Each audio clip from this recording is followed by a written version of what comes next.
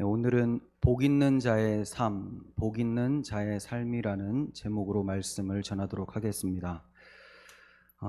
오늘날 교인들의 모습을 보면 십자가 복음은 잘 알지 못하면서 하나님께서 예수님을 통해 구원해 주셨다라는 그 문장만을 기억하고 마치 면죄부를 받은 것처럼 망령되게 살아가는 사람들을 보게 됩니다. 분명히 우리는 예수 그리스도의 십자가 보혈의 복음을 믿고 있다면 완전히 구원받은 것이 확실합니다.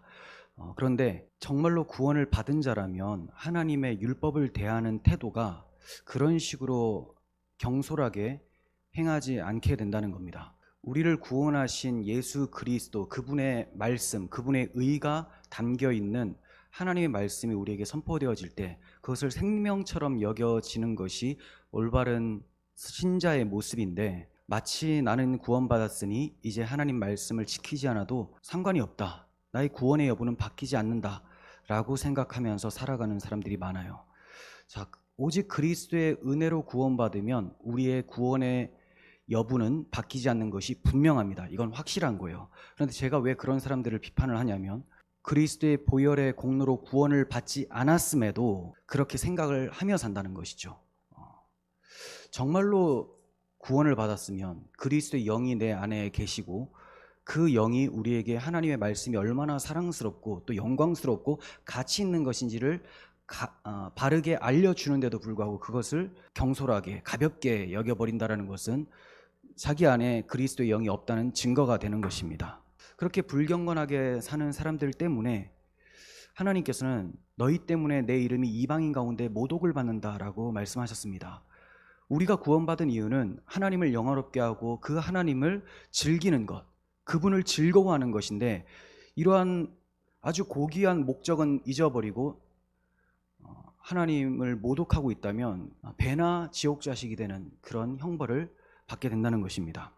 이 시편을 통해서 1절부터 8절까지만 살펴볼 테지만 성도가 어떤 자세로 율법을 대해야 되는지에 대해서 살펴보도록 하겠습니다. 1절을 보시면 행위가 온전하여 여호와의 율법을 따라 행하는 자들은 복이 있으며 라고 합니다.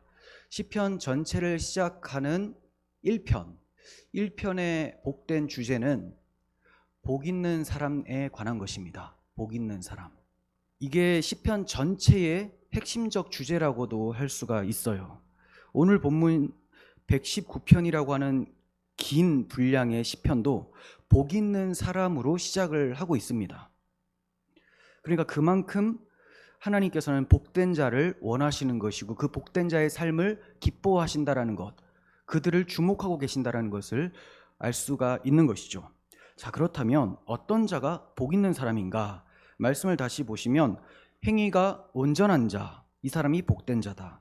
여호와 율법을 따라 행하는 자가 복된 자다라고 말씀을 하고 있어요.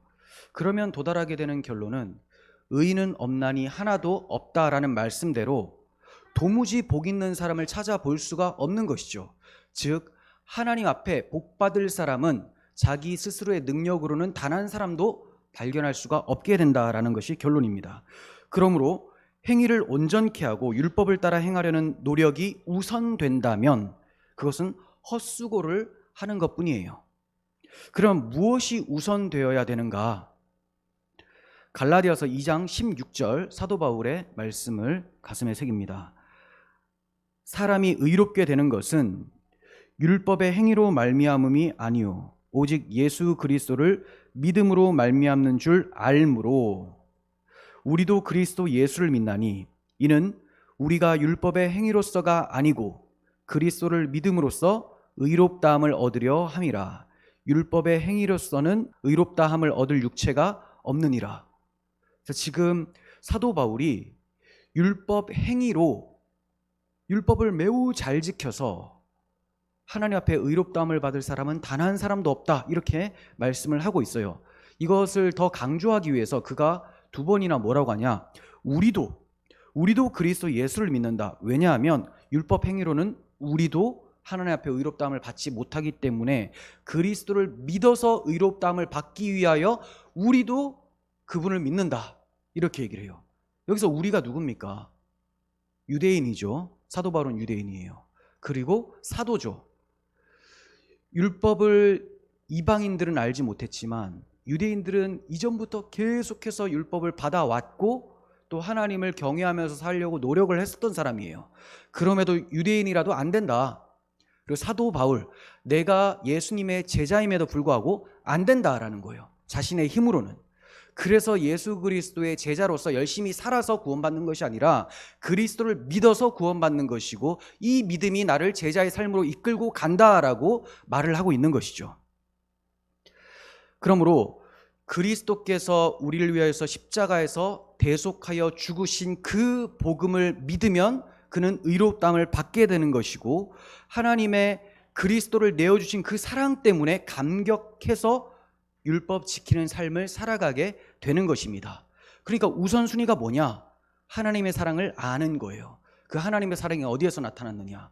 그 아들을 우리를 대신하여 십자가에서 내어주신 그 사건 현장에서 나타나는 것이죠.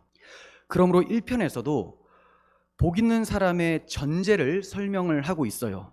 1편 3절 보시면 그는 시냇가에 심은 나무가 철을 따라 열매를 맺으며 그 잎사귀가 마르지 아니함 같으니 그가 하는 모든 일이 다 형통하리로다 라고 합니다. 자, 그가 하는 일이 모두 다 형통하다. 그가 누구냐?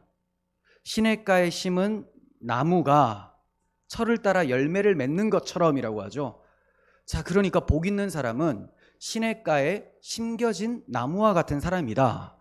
복 있는 사람은 하나님의 말씀을 잘 지켜 형통한 사람은 시냇가와 같은 예수 그리스도 생명샘 근원에 푹 잠겨서 그분의 영양분과 물을 공급받아서 열매를 맺는 사람이다. 그것이 우선이다라고 전제를 하고 복 있는 사람을 얘기를 하고 있는 것이죠.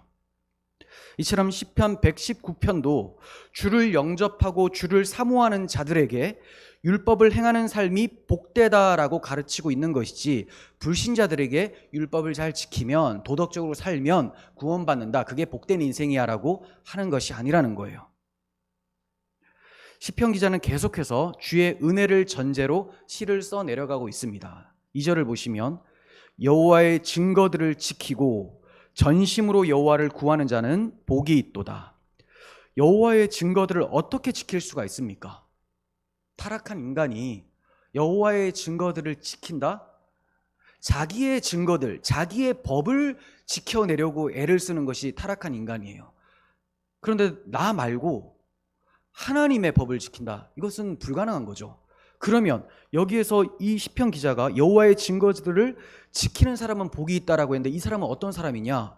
그 사람의 마음에 하나님의 영이 부어져서 새롭게 변화된 사람, 성령께서 그 율법을 지키도록 만들어내신다라는 것을 말을 하고 있는 거예요. 에스겔 36장 27절 또 내 영을 너희 속에 두어 너희로 내 율례를 행하게 하리니 너희가 내 규례를 지켜 행할지니라. 내 영을 너희 속에 두어서 율례를 지켜 행하게 하겠다. 하나님의 영이 없으면 마음으로 지키는 것이 아니라 그냥 하는 척 흉내만 내게 된다는 거예요. 또한 저자는 여호와를 구하는 것의 중요성을 말하고 있는데 이때 전심을 강조하고 있어요. 전심으로 여호와를 구해야 된다. 많은 이들이 여호와를 구하고 있어요. 하지만 여호와의 임재를 경험하지 못합니다. 여호와를 구했으면 그분을 찾고 만나야 되잖아요. 임재를 경험해야 되지 않습니까? 왜 경험하지 못하냐? 전심으로 찾지 않았기 때문에 그래요. 마음이 두 개로 갈라져서 그렇습니다. 한쪽 마음은 어느 일부분은 이걸 찾고 어느 일부분은 하나님을 부르는 것이죠. 하나님께서는 그런 가식적이고 또 전부를 드리지 않는 교묘한 사람들의 간구를 들으시지 않으세요. 하나님을 모독하는 그러한 모습으로 보신다는 거예요. 호세아 10장 2절을 보시면 그들이 두 마음을 품었으니 이제 벌을 받을 것이라. 어떤 특별한 잘못을 한 것이 아니라 두 마음을 품었는데 벌을 받는다라고요. 그런데 이 두 마음을 품으면 특별한 잘못으로 나아가게 돼요. 그래서 이 호세아 10장의 내용을 보면 우상을 만들어서 섬겼다라고요. 그러면 처음에는 두 마음을 품었을 뿐인데 그 모습이 우상 숭배까지 나아간다는 거죠. 하나님께서는 두 마음 품은 것 자체를 죄로 보시고 벌을 내리신다는 거예요. 그러니까 하나님을 만나기는커녕 공의로운 하나님을 만나서 심판을 받게 되는 것이 결과입니다. 에스겔 33장 31절도 보시면 백성이 모이는 것 같이 내게 나오며, 자, 이 말이 백성들이 에스겔 선지자 네가 나의 말을 전한다고 하니까 사람들이 열심히 나온다. 마치 백성들이 내 앞으로 나오는 것처럼 너의 말을 듣기 위해서, 선지자의 선포를 듣기 위해서 이렇게 나온다, 이런 거예요. 내 백성처럼 내 앞에 앉아서 내 말을 들으나. 자, 이거는 여러분 선지자의 말을 들으러 나오는 사람들, 그리고 목사의 하나님의 대언, 설교를 들으러 나오는 여러분들도 동일하게 생각하셔서 적용을 하셔야 되는 거예요. 자, 이렇게 나오는데 그대로 행하지 아니하니 이는 그 입으로는 사랑을 나타내어도 마음으로는 이익을 따름이라. 설교를 듣기는 듣는데 입으로는 나 주님 사랑합니다, 나 주의 말씀 너무 좋아해요, 하지만 마음으로는 자기 이익을 위해서 좇는 것이지 결코 하나님의 말씀이 달콤해서 순종할 가치를 찾아서 듣고자 한 것이 아니다라는 것을 지적을 하고 있는 것입니다. 그러니까 마음이 예배당에 나와 있음에도 불구하고 두 개로 나눠져서 몸은 여기에 있는데 마음은 콩밭에 가 있는 것이죠. 많은 예배, 많은 기도, 많은 설교를 들어도 주의 임재를 경험하지 못하는 사람들은 무슨 마음으로 내가 예배하고 기도하고 찬송하고 하나님 앞에 그렇게 나오고 있는지 돌아봐야 되는 거예요. 내가 왜 많은 말씀을 읽는가? 왜 많은 말씀을 듣는가? 정말 하나님을 사랑해서 그렇게 하는 것인지, 아니면 종교 행위를 그렇게 많이 해야지만 내 마음이 위로를 받는 것 같아서 안심되니까. 이건 무엇을 붙잡는 겁니까? 그리스도를 믿는 믿음을 붙잡는 것이 아니라, 그리스도의 의를 붙잡는 것이 아니라 자기 행위를 붙잡는 것이죠. 자기 종교 행위한 양을 붙잡는 거예요. 이런 것은 주님의 심판의 불에 다 타고 사라지게 되는 것입니다.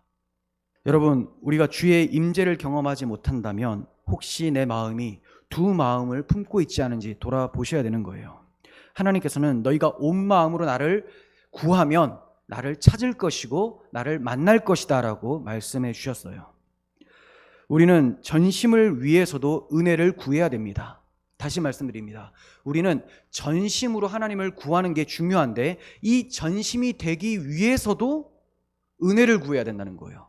그러니까 제가 여러분들에게 여러분 전심을 다하십시오 라고 아무리 얘기를 한다고 해도 여러분들이 그 흩어진 마음을 주워 담을 수가 없다는 거예요. 어떻게 주워 담냐? 은혜를 구해야 되는 거예요. 하나님, 이 마음 하나도 내가 굳건하게 붙잡을 수 없는 연약하고 하나님을 반역하는 그런 심령을 가졌으니 저를 새롭게 하시고 은혜를 부어주셔서 흩어진 마음이 하나 되게 하여 주시옵소서. 강건하게 내 마음을 붙잡아 주세요. 이런 간구함이 있어야 된다는 겁니다. 예레미야 24장 7절 보시면 내가 여호와인 줄 아는 마음을 그들에게 주어서, 자, 하나님이 이 마음을 주지 않으면 그들이 여호와 하나님이 누군지도 모른다라고 전제를 하고 있죠. 그들이 전심으로 내게 돌아오게 하니니, 하나님이 마음을 주시니 그가 전심으로 돌아오게 됩니다. 전심으로. 그들은 내 백성이 되겠고 나는 그들의 하나님이 되리라. 그러니까 마음 굳게 먹어서 내 백성 돼 봐라가 아니라 그 마음까지 나에게 은혜를 구해라. 그리하면 내가 그 마음을 부어주어 나에게로 돌아와서 나는 너희 하나님, 너희는 내 백성 되게 만들어 내겠다. 이렇게 가르쳐주고 있는 거예요. 3절, 참으로 그들은 불의를 행하지 아니하고 주의 도를 행하는도다. 참으로 그들은 불의를 행하지 않아요. 복 있는 사람들은 불의를 행하지 않는다. 여러분, 이러한 성향은 결코 선천적인 것이 아닙니다. 어떤 사람이 태어날 때부터 하나님의 말씀대로 살고자 하고 불의를 미워하며 살아갑니까? 결코 그럴 수가 없어요. 불의라는 것은 단순히 도덕적으로 타락한 것만을 말하는 게 아닙니다. 하나님을 떠나서 자기 의를 세우는 것이 불의예요. 그 의가 아니라는 겁니다. 어떤 누가 태어날 때부터 하나님의 의만을 바라보면서 합니까? 에베소 2장 3절에서 원래 우리 처음의 모습은 어떠했는지를 말씀합니다. 전에는 우리도 다 그 가운데서 우리 육체의 욕심을 따라 지내며 육체와 마음에 원하는 것을 하여 다른 이들과 같이 본질상 진노의 자녀였더니, 또다시 사도 바울이 얘기를 해요. 우리도, 에베소 교회가 이방인 교회예요. 너희들 뿐만이 아니라 우리까지도 다 그 가운데서 육체의 욕심을 따라 내 마음이 원하는 것, 그거 행하면서 살았던 본질상 진노의 자녀, 마귀 자식들이었다. 이렇게 얘기를 합니다. 너희나 나나 별 차이가 없어. 태어날 때부터 모든 인간은 하나님을 미워하면서 태어나. 진노의 자식들이야. 디도 3장 3절. 우리도 전에는 어리석은 자요, 순종하지 아니한 자요, 속은 자요, 여러 가지 정욕과 행락의 종노릇한 자요, 악독과 투기를 일삼은 자요, 가증스러운 자요, 피차 미워한 자였으나, 나쁜 거 죄다 붙었습니다. 전에는 그러했다는 거예요. 전에는. 너희만 아니라 사도인 우리들도, 선생이라고 지금 가르쳐주고 있는 우리들도 똑같았다. 그러나 이제는 그리스도 안에서 새로운 피조물이 되었다라는 것이 바울의 증거입니다. 새로운 피조물. 이제는 다르다. 이전 것은 지나갔으니 보라 새 것이 되었다. 이렇게 말을 하고 있어요. 지금 우리는 마음에 그리스도를 아는 고상한 지식을 새기고 살아가고 있어요. 가장 고상한 지식, 최고의 가치, 최고의 가치인 그 그리스도를 아는 지식이 마음에 새겨졌습니다. 더 이상 죄가 우리를 주장하지 못해요. 이제는 우리가 법 아래 있지 아니하고 은혜 아래 있습니다. 하나님께로부터 난 자마다 죄를 짓지 아니하나니 이는 하나님의 씨가 그의 속에 거함이요 그도 범죄하지 못하는 것은 하나님으로부터 났기 때문이다 라고 말씀합니다. 하나님으로부터 나서. 자, 하나님으로부터 난 자들은 마음에 뭐가 있냐? 하나님의 씨가 그 속에 거한다 라고요. 하나님의 씨가. 이 씨는 도대체 뭐냐? 이 씨는 우리 119편 11절 조금 뒤에 여러분 성경 보시면 나오고 있어요. 내가 주께 범죄하지 아니하려 하여 주의 말씀을 내 마음에 두었나이다. 마음에 말씀이 심겨져 있죠. 말씀. 그런데 이 말씀이 심겨진 것이 움직이려면 또 심겨져야 되는 것이 있습니다. 바로 성령님입니다. 내가 내 영을 너희 속에 두고 하나님의 말씀을, 율례를 지켜 행하게 하겠다. 말씀과 성령이 우리 가운데 있으니 이전에는 죄악의 사람이었지만 이제는 의의 사람으로서 하나님께 영광 돌리는 사람으로 살게 하셨다. 이렇게 말씀하고 있습니다. 여러분, 그렇다고 죄의 유혹이 그쳤다라는 말은 아니에요. 죄가 우리를 주장해서 사망으로 끌고 가지를 못한다는 말씀이고, 또 죄책과 정죄함에서 자유를 얻었다는 말씀이지 죄가 우리를 유혹조차도 못한다라고 말씀을 드리는 것은 아니라는 거예요. 여전히 죄는 우리를 공격하고 있습니다. 그러므로 우리는 담대히 죄와 싸워야 돼요. 죄와 싸워야 하되 두려워서 싸우는 게 아니라 담대히 싸워야 됩니다. 왜냐하면 우리가 아무리 서툴러도 죄에 넘어지더라도 승패는 이미 결정되었거든요. 자, 내가 죄하고 싸워서 이겨야지 내가 승리를 하는 겁니까? 그래야지 내가 천국에 갈 수 있는 상이 주어집니까? 아닌 거죠. 나의 싸움은 나의 머리이신 예수님이 다 하셨어요. 십자가에서 죽으심으로 마귀의 머리를 상하게 하시고 승패는 이미 결정이 났습니다. 다만 내가 싸우다가 넘어져도 넘어졌을 뿐이 다시 일어나면 된다는 거예요. 그래서 우리가 사망으로 끌려가는 일이 없으니 담대히 싸우시라는 거예요. 담대히. 두려워할 필요가 없습니다. 물론 우리가 넘어지고 죄에 패배하는 것처럼 보일 때는 하나님께 애통하며 회개해야죠. 그렇지만 승패가 변하는 것은 아니라는 거예요. 주님은 우리의 모든 죄를 대신 지시고 십자가에 달려 죽으심으로 우리의 죄책과 저주에서 우리를 완전히 자유케 해주셨어요. 그리고 정하신 그날이 되면 영화로운 모습으로 죄 없는 상태에 죄 없는 나라에 이르게 하실 거예요. 그러나 그 날이 될 때까지, 그 영광스러운 그 나라에 임하기까지는 우리는 피 흘리기까지 싸워야 되는 것입니다. 그리스도는 머리로서 하나님 보좌 우편에 앉으셨지만 그의 몸된 교회는 이 역사를 통과하면서 그리스도께서 당하신 십자가 치열한 전쟁, 아마게돈 전쟁과 같은 그 치열한 전쟁을 우리의 삶에서 경험해 간다는 거죠. 하지만 머리가 이겼기 때문에 이 아마게돈 전쟁과 같은 치열한 싸움도 결국은 승리하게 되는 겁니다. 그래서 어떠한 재앙이 닥쳐오고 전쟁이 닥쳐와도 담대하게 싸워야 되는 거예요. 담대하게. 여러 가지로 우리를 유혹하고 또 박해를 합니다. 총칼로 위협을 하고 달콤한 것으로 우리를 넘어뜨리려고 유혹까지도 합니다. 하지만 이 모든 것을 깨어서 담대히 싸워야 되는 것입니다. 담대히 싸우려면 무엇으로 싸우냐? 하나님의 말씀, 곧 성령의 복음을 가져야 되는 것이죠. 그러기 위해서는 끊임없이 우리가 복음을 나타내 주신 그리스도의 십자가를 묵상을 해야 되는 거예요. 4절 봅니다. 주께서 명령하사 주의 법도를 잘 지키게 하셨나이다.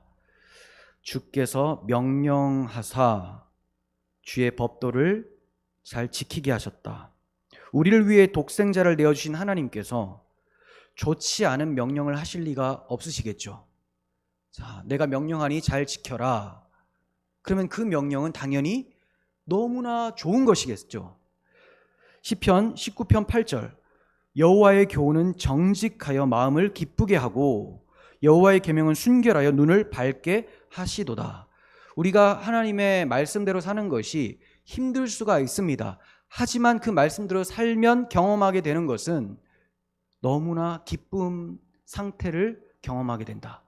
성경이 이렇게 증거하고 있어요. 왜 내 삶에 기쁨이 없느냐? 하나님의 말씀에 순종하는 것이 너무나 게으르기 때문이죠. 그러므로 잘 지켜야 합니다. 우리의 유익을 위해서라도, 하나님의 영광을 위해서라도 잘 지키면서 살아야 돼요. 여기서 잘이라고 하는 것은 메오드라고 하는 단어인데요, 크게, 그리고 힘있게라는 거예요. 힘있게 지켜야 된다. 크게. 그러니까 아주 강력하게 하나님 말씀을 전체적으로 잘 지켜야 된다, 이렇게 얘기를 해요. 그래야 하나님께 영광이, 우리 또한 우리 마음에 기쁨이 일어난다라고 말을 하고 있는 거예요. 그러면 또 누가 이렇게 물을 수가 있겠죠. 아니, 하나님께 영광은 그리스도로만 영광 돌리는 거 아닙니까? 맞아요.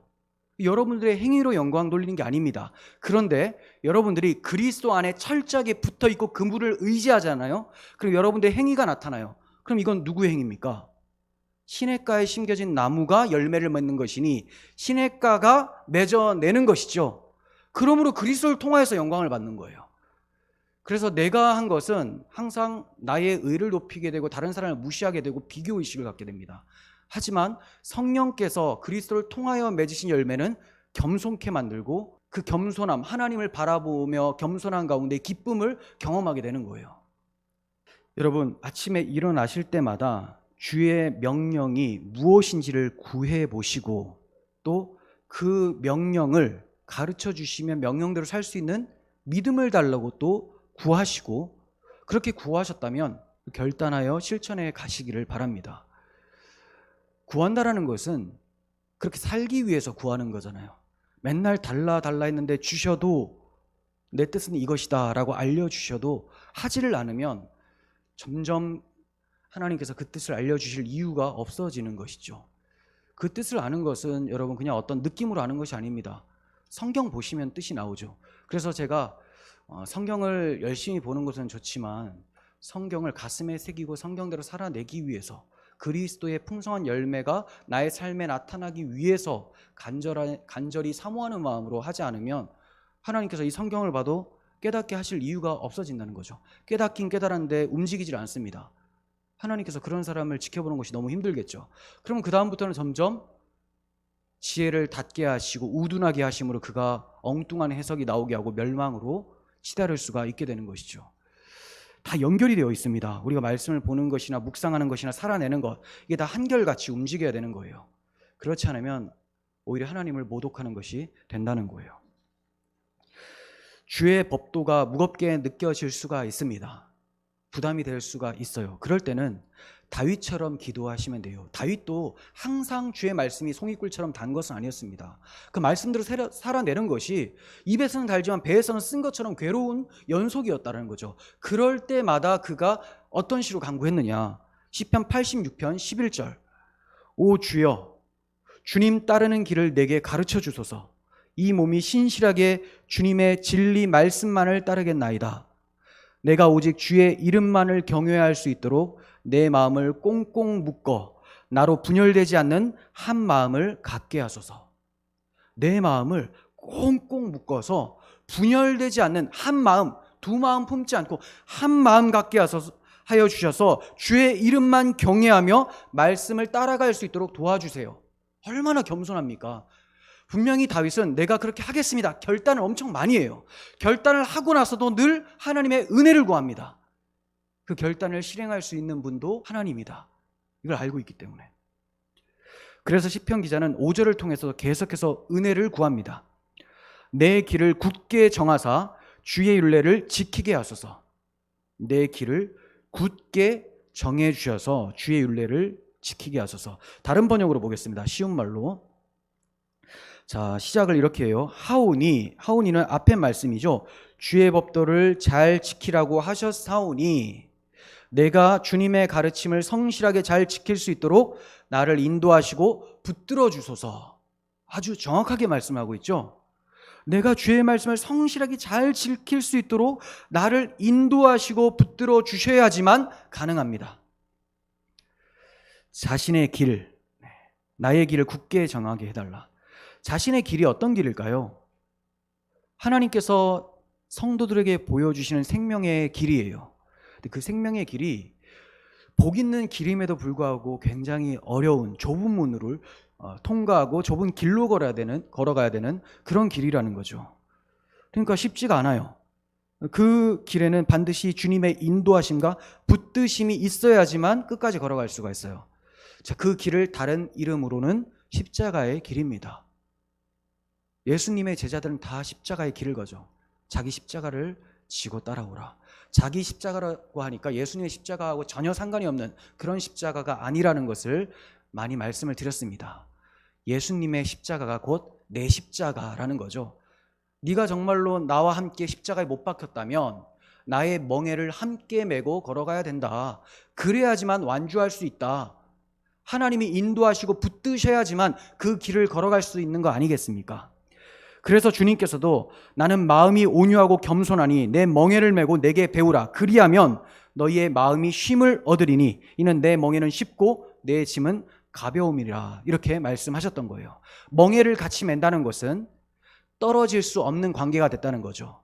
이제 주님께서 십자가의 길을 걸어가셨는데 주님과 함께 멍에를 맸으면 내가 다소 지치고 또 어리석고 엉뚱한 길로 가려고 해도, 넘어지려고 해도 이 옆에 있는 송아지가 나를 더 강력하게 붙들고 끌고 가니, 주께서 한 멍에를 메고 끌고 가니 그 길을 완주한다는 거예요. 십자가의 길을.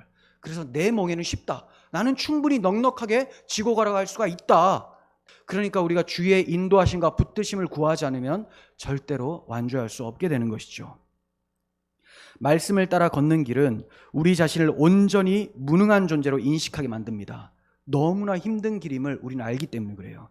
그러나 우리에게는 대제사장이 계십니다. 긍휼하심을 받고 때를 따라 돕는 은혜를 얻기 위하여 담대히 하나님의 보좌 앞에 나아갈 수 있게 하는 것이 하나님께서 우리에게 제시해 준 길입니다. 말씀 따라 걷는 길, 은혜의 보좌 앞으로 인도하는 길이에요. 그래서 하나님의 말씀, 하나님의 뜻을 구하다 보면 굉장히 부담스럽고 어려운 길처럼 보여집니다. 그러면 여러분들에게 무엇을 요구하시는 겁니까? 은혜의 보좌 앞으로 나오라, 나를 찾아라 라는 거예요. 하나님이 그렇게 우리를 만나주고 싶어 하세요. 찾으면 내가 인도하고 붙들고 끌고 가겠다, 이렇게 말씀하시는 거죠. 그래서 사람들이 하나님의 뜻은 구하고 걸어가는 것은 내 힘으로 걸어가려고 해요. 근데 힘이 너무 없으니까 그냥 포기를 하죠. 맨날 뜻을 구하고 포기하고 맨날 뜻을 구하고 포기하니까 하나님께서 어떻게 보시겠습니까? 도대체 장난치는 것도 아니고 왜 이러는 건가? 구해야 되는 겁니다. 은혜의 보좌 앞으로 나아가야 돼요. 우리를 불쌍히 여겨주시고 우리의 연약함을 아시는 대제사장이 그곳에 계시기 때문에 그분을 붙잡고 은혜의 보좌 앞으로 나아가서 하나님께 나아가야 되는 것입니다. 6절 봅니다. 내가 주의 모든 계명에 주의할 때는 부끄럽지 아니하리이다. 주의 모든 계명에 주의할 때. 그런데 여기에 초점이 뭐냐? 모든 계명이라는 거예요. 누구든지 이 계명 중에 지극히 작은 것 하나라도 버리고 가르치는 자는 천국에서 지극히 작다 일컬음을 받을 것이다 라고 말씀하셨어요. 이와 같이 그 조그만 계명조차도 하나님의 계명이기 때문에 다 큰 계명이 되는 것입니다. 사울은 아말렉 사람을 다 죽이고 한 사람만 남겨 놓았어요. 그런데 그 한 사람 남겨놓은 것 때문에 앞에 모든 행한 일들, 이게 다 물거품이 됩니다. 다 지켰는데 하나만 지키지 않았어요. 불순종이죠. 그랬더니 99개가 다 부정이 됩니다. 왜 그러냐? 하나님의 말씀은 유기적으로 연결이 되어 있기 때문입니다. 다 여러 가지의 말씀처럼 보여지지만 하나의 사슬로 엮여져 있어요. 그게 뭐냐? 하나님 사랑이죠. 하나님 사랑. 그러니까 조금만 빗나가도 하나만 빠뜨려도 다 끊어져 버리기 때문에 여기에 매달려 있어야 되는데 줄을 하나 딱 끊어버리면 툭툭 떨어지는 거예요. 다른 거 다 지켰는데도 그 하나를 못 지키면 물거품이 됩니다. 자, 이것은 여러분들에게 여러분 율법 완전히 다 지키지 못하면 지옥 갑니다, 이것을 말씀하는 게 아니에요. 지키신 분은 예수 그리스도예요. 그건 확실하게 하셔야 돼요. 이걸 너무 교인들이 헷갈려 합니다. 이거는 바뀌지 않는 사실이에요. 주님이 다 이루셨어요. 구원 받아요. 우리가 다 지켜서 구원 받는 게 아니라. 근데 제가 왜 다 지켜야 된다 하냐? 그리스도께서 다 지키고 그리스도가 내 안에 계시니 다 지키며 살고자 하는 것이 마땅한 반응이라는 겁니다. 당연한 거 아니겠어요? 그리스도께서 그 온전하게 율법을 다 지키셨는데 이거 하나는 내 마음에서 멀리한다? 그럴 수가 없다는 거예요. 그렇다면 성령께서 나에게 살려주신 새로운 양심, 이 양심을 거부하는 것이 되죠. 그래서 우리는 그 조금해 보이는 그 계명까지도 하나도 빠짐없이 다 지키고자 하는 마음으로 살아가야 되는 거예요. 비록 다 못하더라도. 못해도 뭐 그 결과는 달라지는 게 아닙니다. 하지만 우리의 마음이 그걸 향해야 된다는 거예요. 사울은 그 한 사람 살린 불순종 때문에 왕위를 잃어버렸습니다. 그리고 전쟁에 나가서 비참하게 죽게 되죠. 스스로 목숨을 끊게 되는 그 비참한 결국을 맞이하게 되었습니다. 여러분, 우리가 조심해야 될 생각, 피해야 될 생각은요, 내가 어떤 계명을 잘 못 지켰어요. 그런데 다른 계명들을 여러 개를 지켰다고 해서 이 계명을 하나님이 못 지킨 것을 덮어주지 않을까, 이런 생각 버리셔야 된다는 겁니다. 여러분, 제가 설교 때 몇 번 말씀을 드렸는데 우리가 자구주 착각하는 것은 내가 이거 잘못을 했어요. 한 개. 그러면 착한 일을 더 많이 하면 내 마음이 조금 홀가분해져요. 그것 자체가 죄입니다. 지금 많이 한 이것 때문에 이걸 덮으려고 하잖아요. 이 시도가 자기 행위로 덮으려고 하는 거예요. 무엇으로 덮느냐? 십자가의 보혈이죠. 그러려면 회개하고 십자가로 나가야 되는 것이 선행을 더해서 덮으려고 하는 게 아니에요. 덮기 위해서 선행을 하는 것이 아닙니다. 주님을 사랑해서 선행을 하는 것이지 덮기 위해서 하는 게 아니에요. 하나라도 놓치고 우리 마음에서 멀리 떠나보낸다면, 나는 이건 도저히 안 되겠어, 이거 버려버려야 되겠다 라고 한다면 하나님의 모든 율법, 하나님을 사랑하라, 이거를 어겨버리는 게 돼요. 어떻게 사랑하라고 하셨습니까? 너는 마음을 다하고 뜻을 다하고 힘을 다하여 여호와 하나님을 사랑하라. 마음과 뜻과 힘을 다하여, 다른 말로 전심, 전심전력으로. 정말 우리의 삶이 전심전력을 하고 있는지 한번 생각해 보십시오. 세상에서 돈을 벌기 위해서는 전심전력을 하고 사람들한테 인정받기 위해서는 전심전력을 해요. 그런데 하나님의 뜻을 지켜내기 위해서는 전심전력하지 않는 것 같이 보입니다. 정말로 그렇게 안 보여요. 그러면 맨날 입으로는 여호와를 사랑한다, 주님 말씀하옵소서, 하지만 마음은 내게서 멀도다, 이런 평가를 받지 않겠습니까? 명심할 것은 전심으로 주를 사랑하고 모든 계명을 지켜야 하지만 그러한 나의 행위가 하나님께 받아들여지는 것은 아니라는 거예요. 그러면 하나님께 받아들여질 만한 행위는 무엇이냐? 그리스도의 순종, 이거밖에 없어요.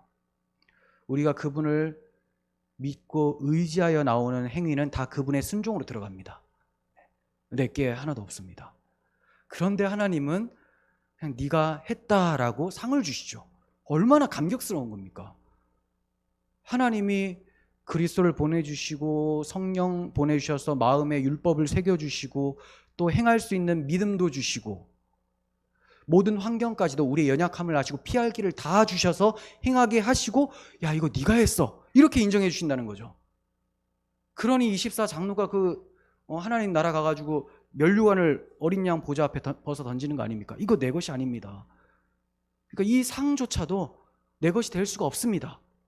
그럼에도 불구하고 하나님이 아니야, 네가 한 걸로 해줄게. 네가 한 거야. 얼마나 감격스럽습니까?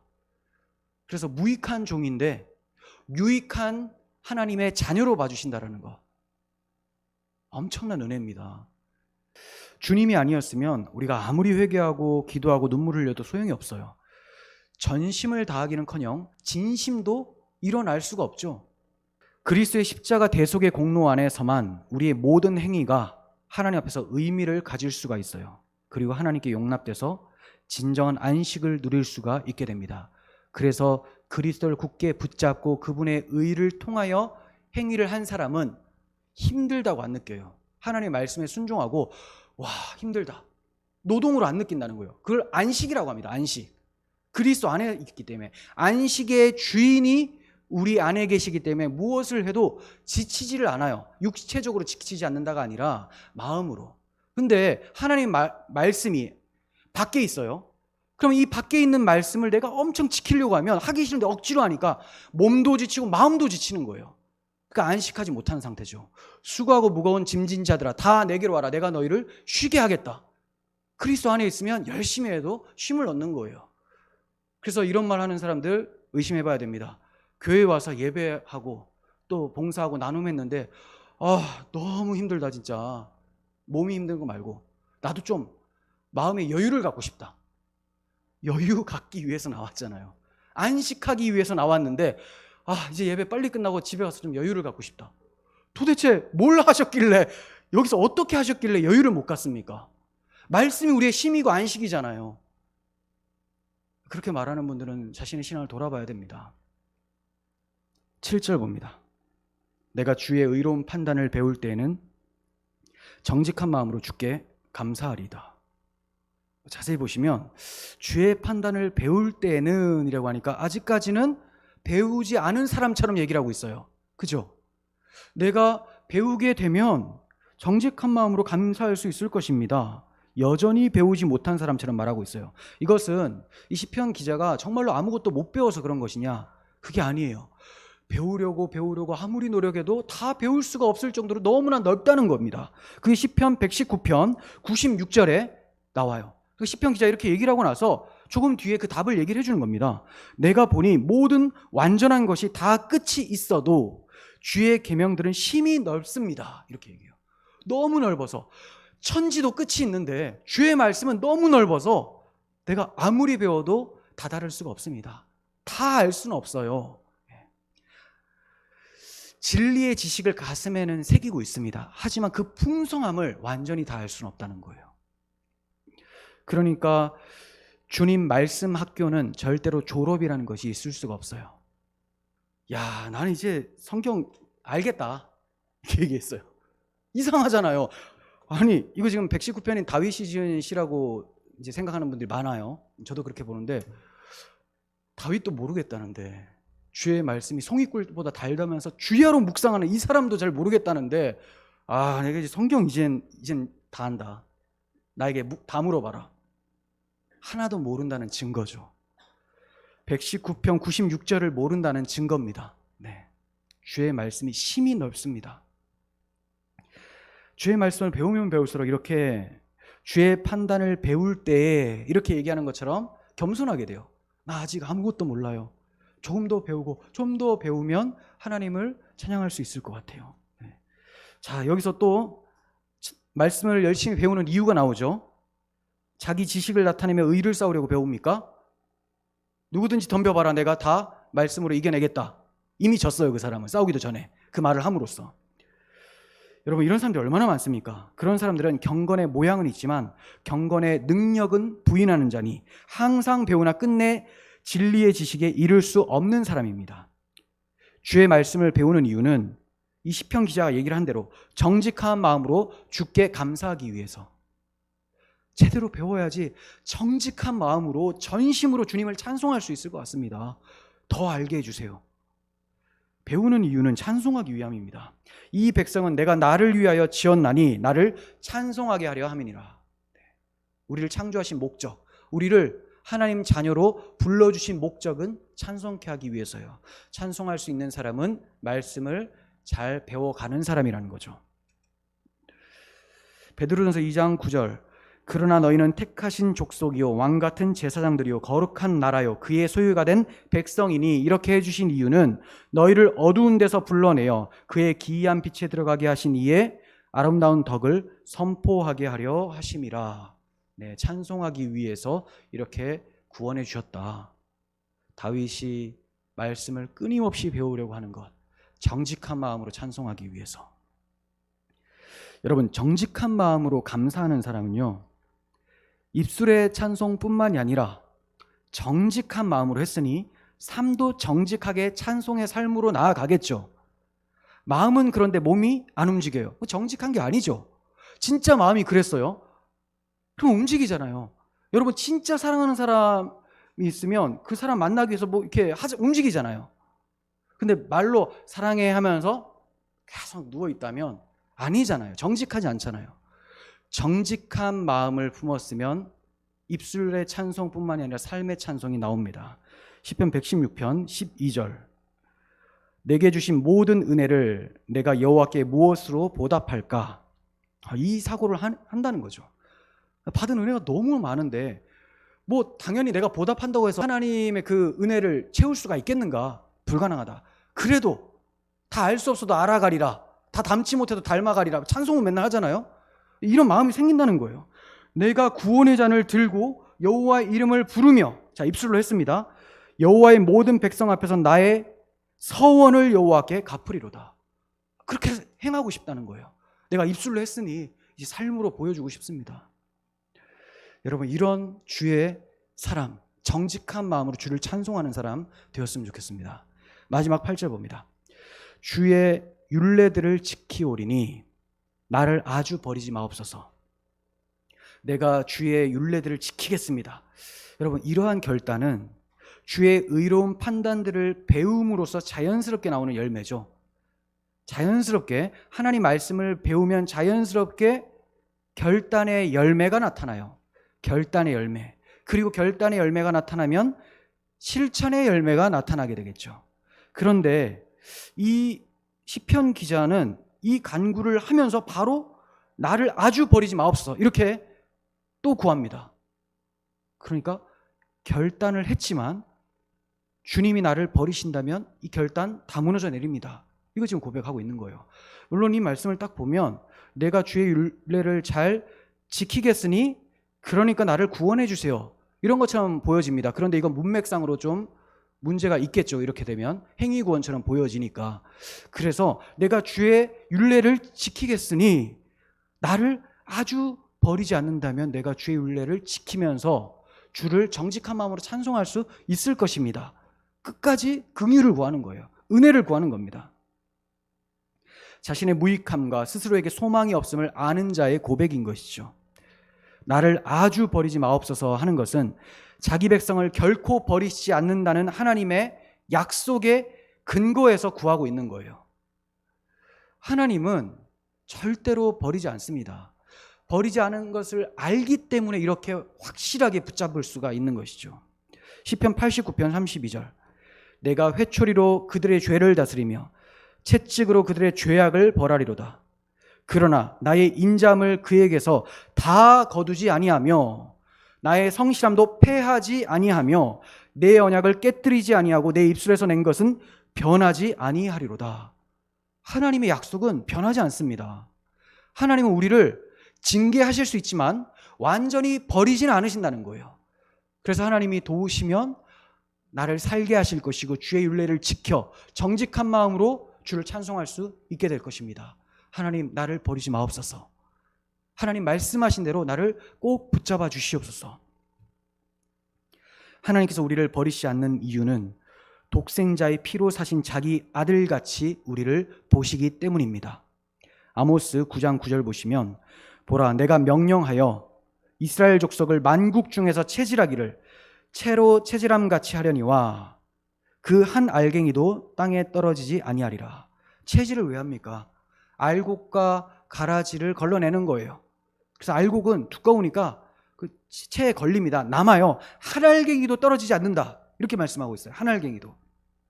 떨어지는 것은 유사 그리스도인들, 입으로만 주를 부르고 마음으로 먼 사람들 다 떨어지는데, 정말로 그리스도의 보혈로 사서 보혈을 힘입어 하나님 말씀대로 살고자 열심을 다하며 주를 찬송하는 사람들은 한 알갱이도 떨어지지 않게 한다. 비록 하나님이 체질하시고 때리기도 하시지만, 내 삶에 어려운 일들이 발생할 수 있지만 그것으로 우리를 버리는 것이 아니다. 그러니까 우리가 좌절할 필요도 없는 거예요. 무화과 나무 열매가 마르고 포도 열매가 없고 뭐 밭에 식물이 없고 아무것도 없어도 여호와로만 기뻐할 수 있는 이유는 이러한 하나님의 굳건한 언약이 있기 때문이죠. 그 어떠한 것도 우리를 그리스도 안에 있는 하나님의 사랑에서 끊을 수가 없습니다. 그래서 우리는 주님, 우리를 아주 버리지 마옵소서, 이렇게 구할 수가 있는 거예요. 이렇게 나를 버리지 마옵소서 구한 하나님의 백성들은 하나님의 은혜로 주의 율례를 배우게 되고 찬송하게 되며 지켜 행하며 살게 되는 것입니다. 이러한 삶이 시편 119편 기자가 복된 인생이다 라고 말씀하고 있어요. 그러면 한마디로 이 사람이 누구냐?